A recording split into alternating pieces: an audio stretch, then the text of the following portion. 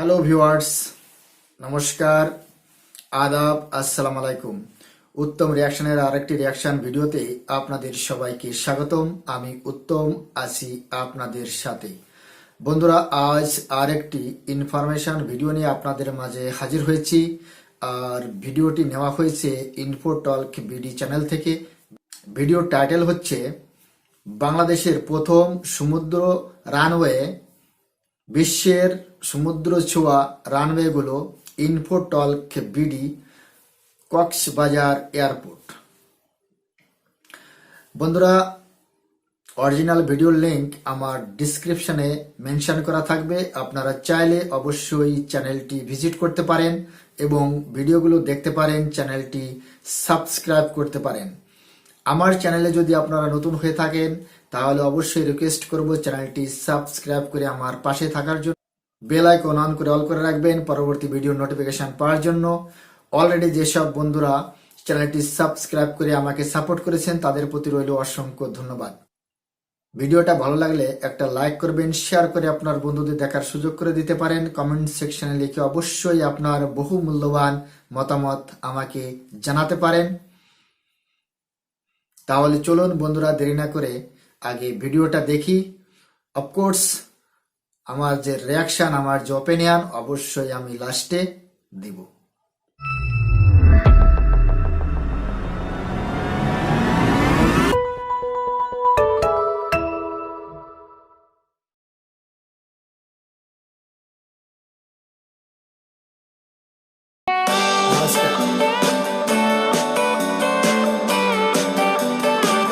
ধরুন আপনি যে ফ্লাইটে আছেন, হঠাৎ মনে হচ্ছে ফ্লাইটটি ধীরে ধীরে সমুদ্রের বুকে নেমে যাচ্ছে। আপনি কি ভীত হবেন, নাকি আপনার মনে দারুণ রোম্যান্স কাজ করবে? অপেক্ষা করুন, এমন অনুভূতি বা অভিজ্ঞতার মুখোমুখি শীঘ্রই হবে দেশের মানুষ। কারণ সমুদ্রের কোল ঘেঁষে প্রস্তুত হয়ে উঠছে কক্সবাজার বিমানবন্দর রানওয়ে।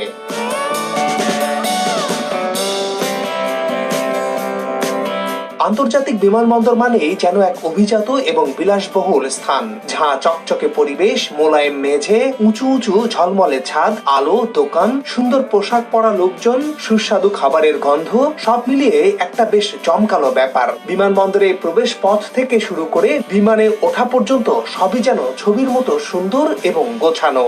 যাত্রীরা বিশালাকার এই জায়গাটিতে বিমানের জন্য অপেক্ষা করেন, মনের আনন্দে নিশ্চিন্তে ঘুরে বেড়ান। বাংলাদেশে ঢাকার শাহজালাল, চট্টগ্রামের শাহ আমানত ও সিলেটের ওসমানী বিমানবন্দরের পরে চতুর্থ আন্তর্জাতিক বিমানবন্দর হতে যাচ্ছে কক্সবাজার। তাই তো আকাশপথে সমুদ্রকন্যা কক্সবাজারে যাতায়াত আরো আকর্ষণীয় করতে নতুন রূপে সাজানো হচ্ছে সেখানকার বিমানবন্দর। একদিকে বড় করা হচ্ছে রানওয়ে, অন্যদিকে তৈরি হচ্ছে নতুন আধুনিক টার্মিনাল ভবন। সরেজমিনে দেখে আসি সমুদ্রে রানওয়ে ও টার্মিনাল ভবন নির্মাণযোগ্য। একই সাথে জানাবো বিশ্বের আর যেসব দেশে সমুদ্র ছুঁয়ে রানওয়ে আছে তাদের তথ্য। বর্তমানের বাংলাদেশ আমূল বদলে যাওয়া এক জনপদ। এই বাংলাদেশ অদম্য। চট্টগ্রামে সমুদ্র আর কর্ণফুলী নদীর মোহনায় নদীর তল দিয়ে যেমন প্রথম টানেল দেখেছে দেশ, এমনকি দক্ষিণ এশিয়ায় যা প্রথম, তেমনি কক্সবাজারে সমুদ্র আর বাঁকখালী নদীর মোহনায় আরেক বিস্ময় অপেক্ষা করছে। বাংলাদেশ তো বটেই, বিশ্বের অন্যতম সুন্দর রানওয়েগুলোর একটি হতে যাচ্ছে কক্সবাজার। না, শুধু মুখের কথা নয়, বাস্তবের এই ফুটেজগুলোতে চোখ রাখলেই সত্যটা ধরতে পারবেন। এমনিতেই কক্সবাজার বিমানবন্দরের রানওয়ে ধরে প্রতিদিন গড়ে 40টি উড়োজাহাজ ওঠানামা করে। তবে এসবই অভ্যন্তরীণ ফ্লাইটের ছোট ছোট উড়োজাহাজ। বড় উড়োজাহাজ নামতে না পারার প্রধান কারণ ছিল এর ছোট্ট রানওয়ে। প্রথমে যার দৈর্ঘ্য ছিল ৬,৭৯০ ফুট, পরে তা সম্প্রসারণ করে ৯,০০০ ফুটে উন্নীত করা হয়েছে। আর বর্তমানে যে কাজ চলছে, ২০২৪ সালের মধ্যে তা শেষ হলে এই রানওয়ে উন্নীত হবে 10,৭০০ ফুটে। বাংলাদেশের সবচেয়ে দীর্ঘ রানওয়ে হতে যাচ্ছে কক্সবাজার বিমানবন্দরেই। এই রানওয়ে নির্মাণের জন্য সমুদ্র গর্ভে 43 হেক্টর ভূমি পুনরুদ্ধার করে রানওয়ে বর্ধিত করা হচ্ছে। 2017 সালে প্রথম দফায় সম্প্রসারিত এই রানওয়েতে বিমানের বোয়িং 737 উড়োজাহাজ উড্ডয়ন ও অবতরণের উদ্বোধন করেন প্রধানমন্ত্রী শেখ হাসিনা। ওই সময়ই রানওয়েটি বিশ্বমানে উন্নীত করার নির্দেশ দেন তিনি। তারই অংশ হিসেবে 2019 সালের জানুয়ারি থেকে 2021 সালের ডিসেম্বরের মধ্যে কক্সবাজার বিমানবন্দরে রানওয়ে সম্প্রসারণ প্রকল্প নেয় সরকার। বিমান ওঠানামা নির্ভুল ও নিরাপদ করতে প্রকল্পটির আওতায় পানির মধ্যে 2200 ফুট পর্যন্ত প্রিসিশন অ্যাপ্রোচ লাইটিং এর ব্যবস্থা করা হচ্ছে।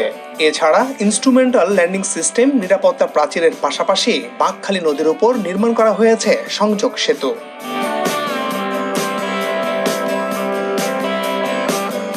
প্রাকৃতিক দুর্যোগ, ঘূর্ণিঝড় ও জলোচ্ছ্বাসের প্রভাব থেকে রানওয়ের সুরক্ষায় আন্তর্জাতিক পরামর্শ প্রতিষ্ঠানের নকশা অনুযায়ী সমুদ্র তীরে বাঁধ নির্মাণ সহ বিমানবন্দরের নিরাপত্তা নিশ্চিতকরণে অপারেশনাল এলাকার চারপাশে নিরাপত্তা টহল রাস্তাও নির্মাণ করা হচ্ছে।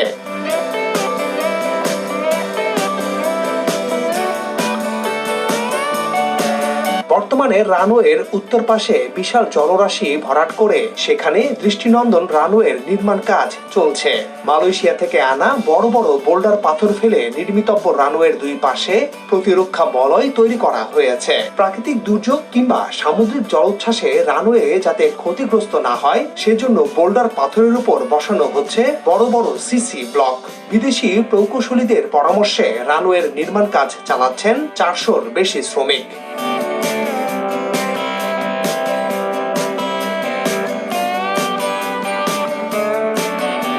রানওয়েটির 1700 ফুট থাকবে বাঁকখালী নদী ও বঙ্গোপসাগরের মোহনায়, যা ছুঁয়েই বিমান ওঠানামা করবে এই বিমানবন্দরে। এই রানওয়ের নির্মাণ ব্যয় ধরা হয়েছে 1900 কোটি টাকা, যার পুরোটাই অর্থায়ন করছে বেসামরিক বিমান চলাচল কর্তৃপক্ষ।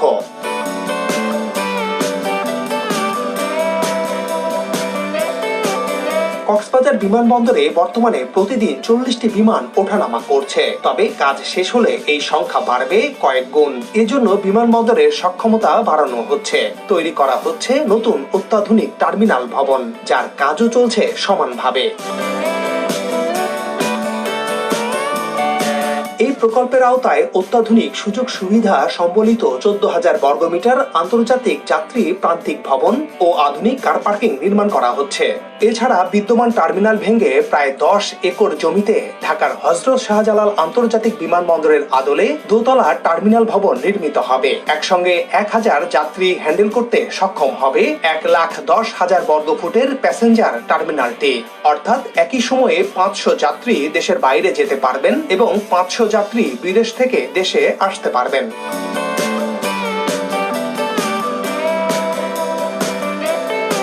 বোয়িং 777 এর মতো বড় বড় উড়োজাহাজ অবতরণের সকল ধরনের অবকাঠামো থাকবে নতুন এই প্যাসেঞ্জার টার্মিনালে, যেখানে থাকবে আন্তর্জাতিক মানের সব সুযোগ সুবিধা। বিমানবন্দরের নিরাপত্তাও ধাপে ধাপে আন্তর্জাতিক মানে করার দিকে এখন মনোনিবেশ করছে সরকার। এ লক্ষ্যে পরামর্শকদের চাহিদা অনুসারে উন্নত মানের স্ক্যানারও কেনা হবে। থাকবে উন্নত মানের ট্যাক্সিওয়ে, উড়োজাহাজ পার্কিং সহ ভিআইপিদের জন্য পার্কিং সুবিধা। কক্সবাজার বিমানবন্দর হবে জ্বালানি হাব, এখানে রিফুয়েলিং এরও ব্যবস্থা থাকবে। এভিয়েশন বিশেষজ্ঞরা বলছেন, আকাশপথে সারা বিশ্বের সঙ্গে বাংলাদেশের যোগাযোগের প্রধান রুট হযরত শাহজালাল আন্তর্জাতিক বিমানবন্দর হওয়ায় প্রতিনিয়ত সেখানে চাপ বাড়ছে। আন্তর্জাতিক পরিসরে দেশের ব্যবসা বাণিজ্যের যেভাবে সম্প্রসারণ হচ্ছে, তাতে ভবিষ্যতে এ চাপ আরো বাড়বে। সেক্ষেত্রে কক্সবাজার বিমানবন্দরটি আন্তর্জাতিক মান অর্জন করলে ঢাকার হযরত শাহজালাল বিমানবন্দরের চাপ অনেকটাই কমবে। তখন আন্তর্জাতিক অনেক ফ্লাইট সরাসরি কক্সবাজারে যাতায়াত করতে পারবে।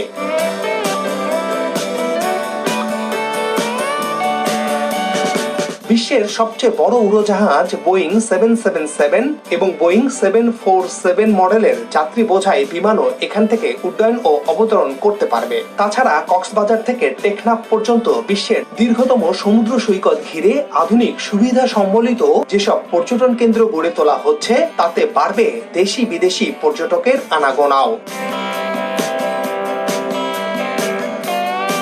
এবার ছোট্ট করে জানিয়ে দেই, বিশ্বের সমুদ্র ছুঁয়ে যেসব দেশের রানওয়ে রয়েছে তার কয়েকটির তথ্য। বলে রাখা ভালো, এইসব বিমানবন্দর রানওয়ের বেশিরভাগই অত্যন্ত ঝুঁকিপূর্ণ, কিন্তু বাংলাদেশের স্কটল্যান্ডের বাররা দ্বীপে অবস্থিত বাররা আন্তর্জাতিক বিমানবন্দরটি সমুদ্র পৃষ্ঠ থেকে মাত্র 5 মিটার উপরে অবস্থিত, অর্থাৎ উচ্চ ঢেউ উঠলেই বিমানবন্দরের 3টি রানওয়ে পানির নিচে চলে যায়। আর সেই সময় রানওয়েতে বিমান অবতরণ যে কতটা কঠিন হতে পারে তা আন্দাজ করাও শক্ত, যদিও এই বন্দরে নির্দিষ্ট সময়েই বিমান অবতরণের অনুমতি মেলে। মালদ্বীপের মালে আন্তর্জাতিক বিমানবন্দরটি সমুদ্র উপকূল থেকে মাত্র 2 মিটার উচ্চতায় অবস্থিত। মালদ্বীপের মালে ইন্টারন্যাশনাল এয়ারপোর্টে পাইলটদের জন্য বিমান টেক অফ বা অবতরণ করা খুবই কঠিন। বলা হয় এটি বিশ্বের একমাত্র বিমানবন্দর যেটি আলকাতরা দিয়ে তৈরি করা হয়েছে। এই বিমানবন্দরটি সমুদ্রের মাঝখানে অবস্থিত। পাইলটরা একটু ভুল করলেই বিমান সরাসরি ভারত মহাসাগরে পড়ে যেতে পারে। ক্যারিবিয়ান দ্বীপপুঞ্জের বিমানবন্দরে অবতরণের জন্য পাইলটদের বুকের পাটা থাকতে হবে। এটি বিশ্বের সবচেয়ে ছোট রানওয়ে। এই রানওয়ের 3 দিকে সমুদ্র আর এক পাশে পাহাড়ের চূড়া। এখানে পাইলটের একটি ছোট্ট ভুলও বিমানটিকে পানিতে ডুবিয়ে দিতে পারে। প্রিন্সেস জুলিয়ানা আন্তর্জাতিক বিমানবন্দর হলো সেন্ট মার্টিনের ক্যারিবিয়ান দ্বীপের প্রধান বিমানবন্দর। এই বিমানবন্দরটি ব্যস্ততম বিমানবন্দরগুলোর মধ্যে একটি। অবতরণের আগে বিমানগুলো একটি সমুদ্র সৈকত এবং রাস্তার উপর দিয়ে উড়ে যায়, যা মাটির নাগালের বাইরে। একটি বড় আকারের বিমান যাতায়াতের জন্য ন্যূনতম 8000 ফুট রানওয়ের প্রয়োজন, কিন্তু এই বিমানবন্দরে আছে মাত্র 7000 ফুট, যার ফলে এটি বিশ্বের সবচেয়ে বিপজ্জনক বিমানবন্দরগুলোর মধ্যে একটি হয়ে উঠেছে।